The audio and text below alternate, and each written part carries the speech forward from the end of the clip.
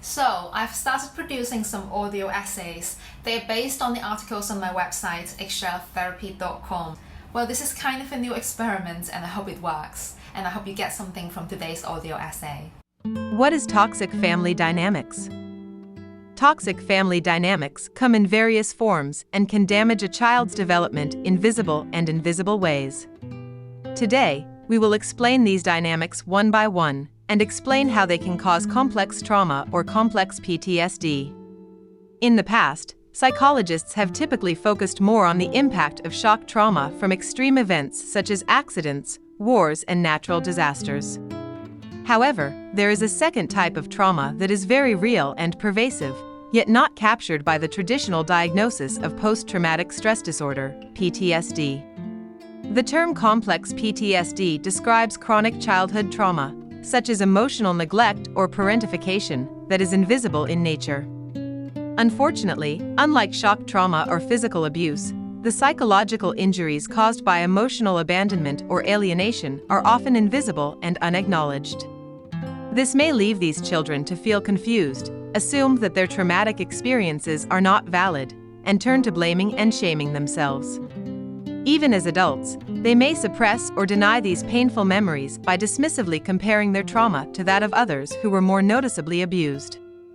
Growing research has found that a wide array of psychological difficulties find their roots in these chronic childhood relational and attachment injuries. Children who experience this type of trauma show a disrupted ability to regulate their emotions, behaviors, and attention, and these symptoms often extend into adulthood, leading to clinical presentations including bipolar disorder, ADHD, borderline personality disorder, and even chronic physical pain. Complex trauma caused by a toxic family dynamic is detrimental because it is usually invisible. On the surface, we look just fine. We were provided with all the material things we needed, clothing, food, etc.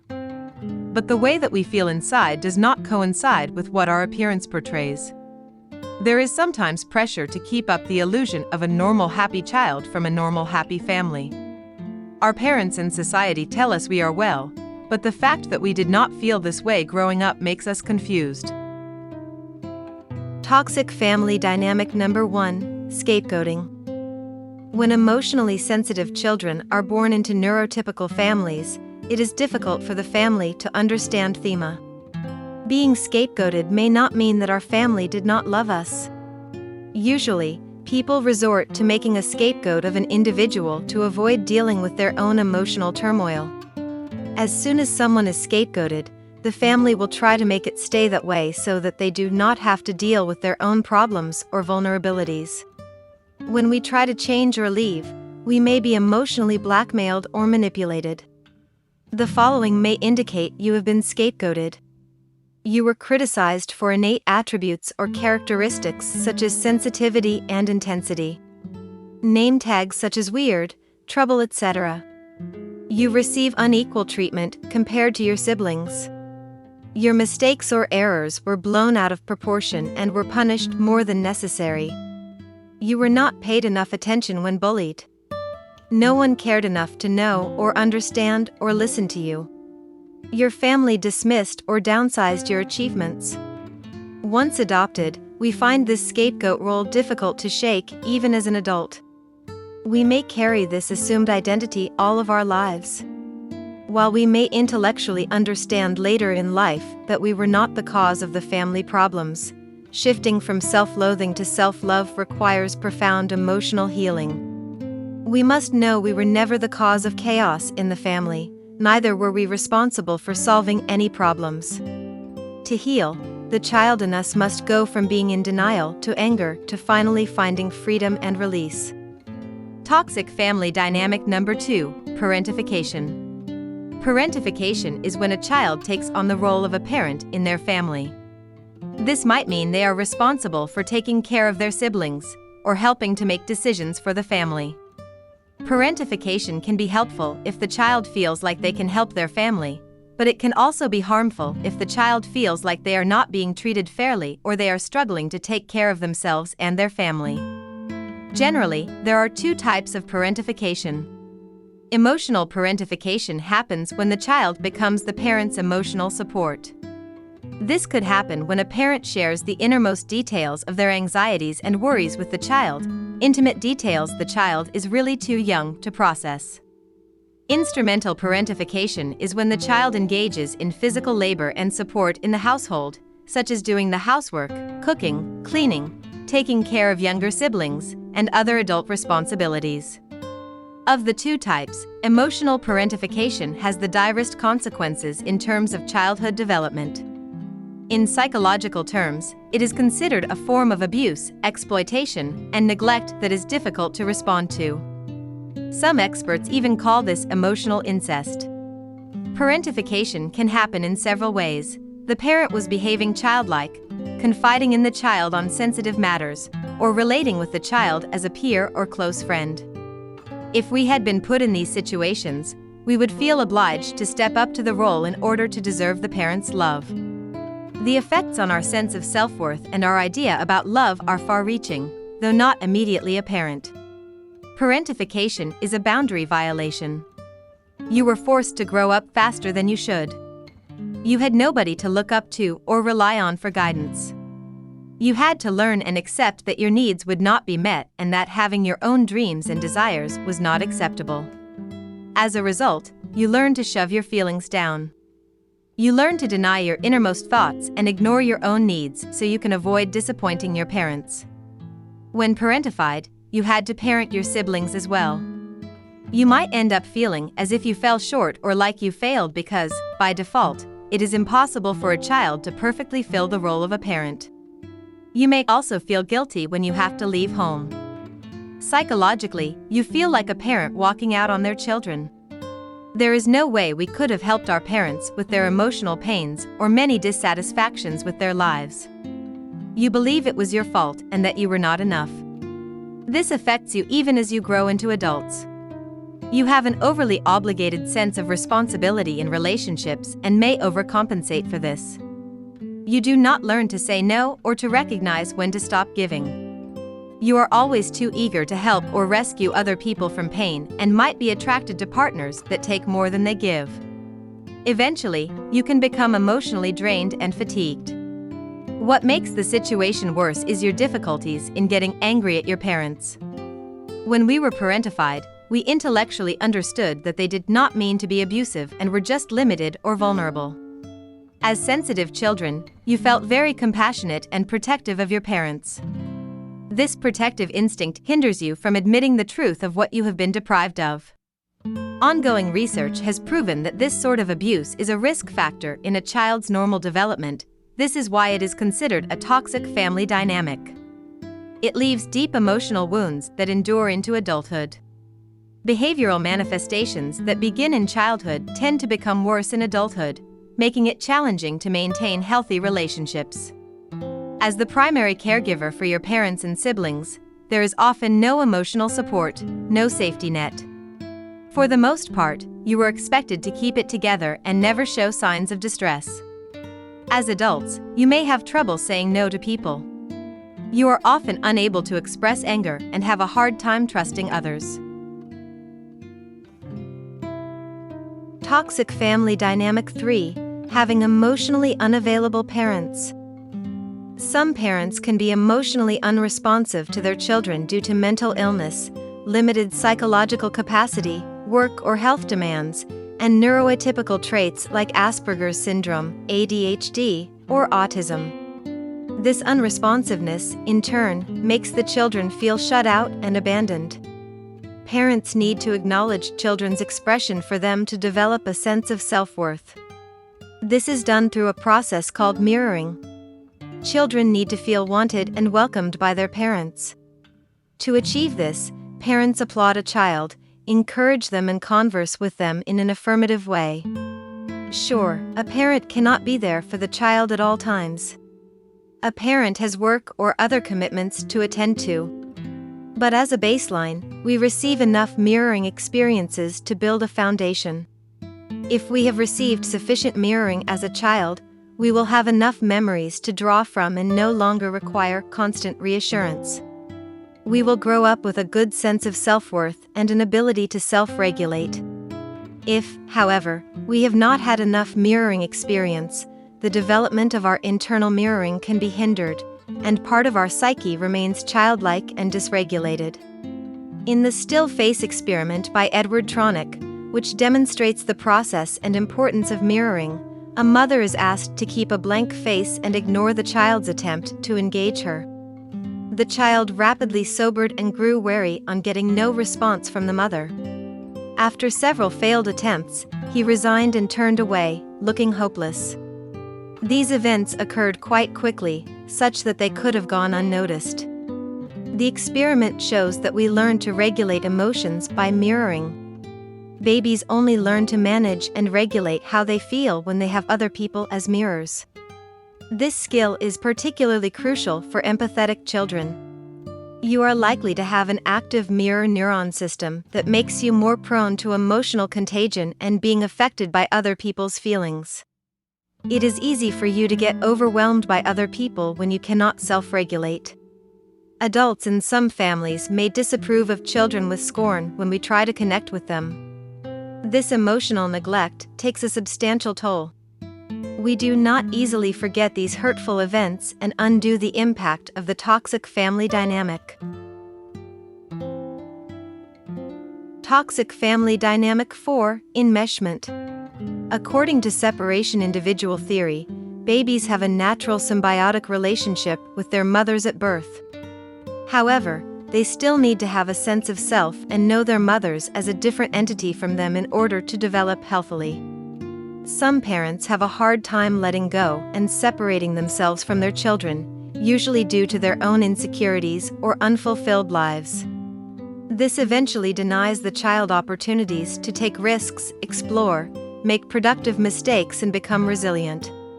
Anxious parents may subtly send emotional messages to their children like "I cannot survive without you," or "don't go," or "don't grow up," or "you can't go," or "you can't make it without me," or "it's a dangerous world out there," etc. Often, these parents' need to maintain control comes from their fear of being dispensable. They may try and use the child to fill a void they feel from being displeased with their own lives or relationships. Alice Miller, in her seminal work, The Drama of the Gifted Child, explains this particular complex trauma. On having a child, the parent may feel as though she finally has someone who will love her unconditionally and proceed to use the child to fulfill their own need to be wanted. We can imagine why it is tempting for the parents to use an empathic child as a confidant. They are loving, perceptive, and sensitive. They can sense when their parents feel down even before they actually do. When our parents' needs override our own need to be independent, we develop an identity that is tailored to suit them. After all, we were afraid of losing their love. This results in enmeshment, a relationship where people become excessively involved with each other. In enmeshment, family boundaries are blurred or non-existent. A switch in someone's mood quickly affects the whole family.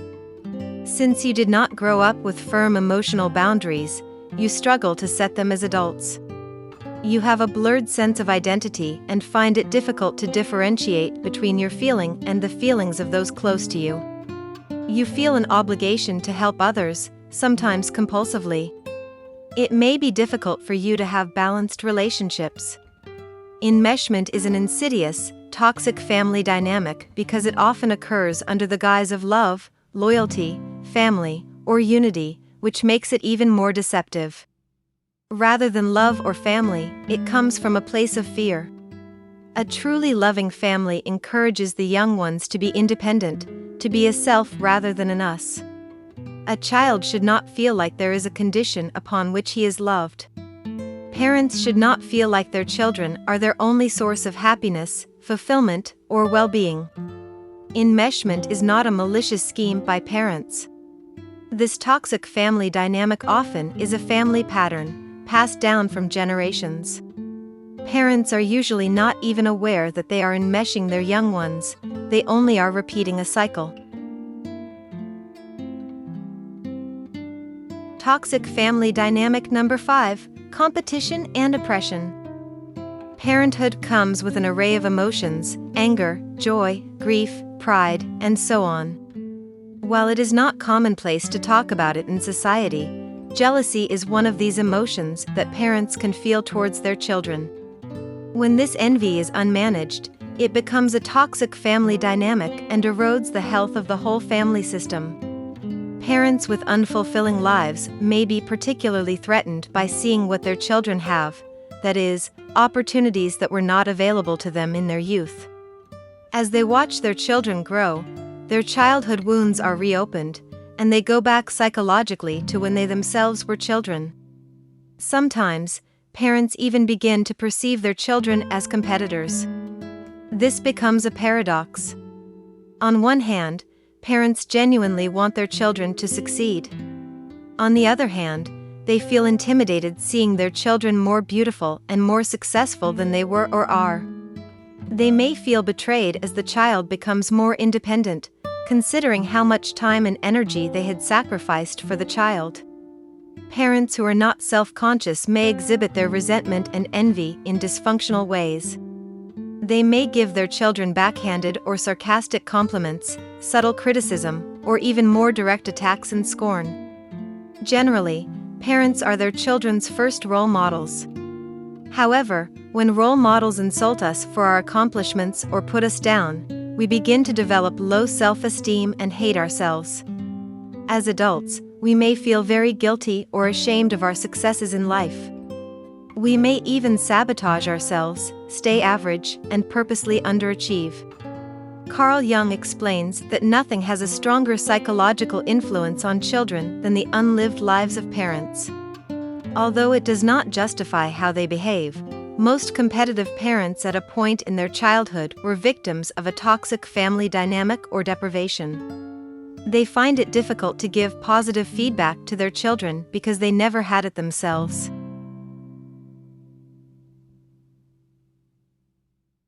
Conclusion: toxic family dynamics do not have to follow you forever. All that has been said so far may be disconcerting. It is possible that you had hope and you were disappointed but kept on hoping. It is natural to feel confused by the diverse emotions that you have for the family that could not understand you. From the point of view of human evolution, the bond we form with our parents is one of life or death, and so, the idea that these people we totally depend upon can fail us, or that we can disappoint them, is terrifying. We have historically suppressed any anger or resentment we felt towards our parents because that was the only way for us to survive. Despite becoming adults, many of us still experience an estranged relationship with anger. We find ways to rationalize or justify the rage we feel because we are threatened by it. We say things like they did the best they could to downplay our pain. Most of us do not feel safe enough to handle our rage and spend much of ourselves trying to drown it. We may binge eat or numb ourselves, become aggressive towards ourselves, or fall into depression. Sometimes, the bottled-up rage in us explodes unexpectedly, and we sabotage our current relationships with those we love. But actually, anger is a universal energy. It needs to be acknowledged in order to be released from your system. And also, anger is not the same as blame. There is a hidden belief that comes with anger that says, someone must have done something wrong. And it is followed with the hidden thought that says, if no one else did anything wrong, then it must have been me. I must be at fault. In truth, though, blame does not have to follow anger.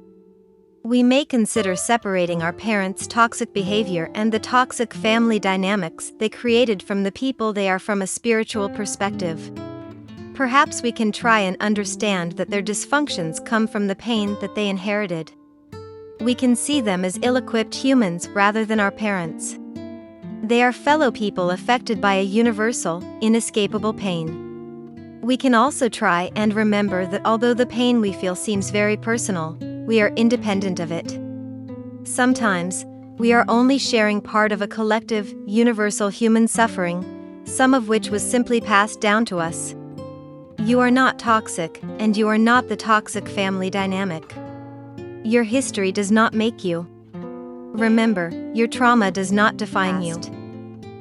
This is the end of this audio essay, 5 Types of Toxic Childhood Family Dynamics. Thank you for taking the time to listen to this. I hope that some of the pieces in this audio essay are useful to you. You may also want to share it with some of your friends and families so they can have a better understanding of what you're going through. Please feel free to comment below and let me know what you think. And if there are specific topics that you want me to talk about, please let me know also. I would also absolutely love it if you can subscribe to this channel. Alright then, until next time.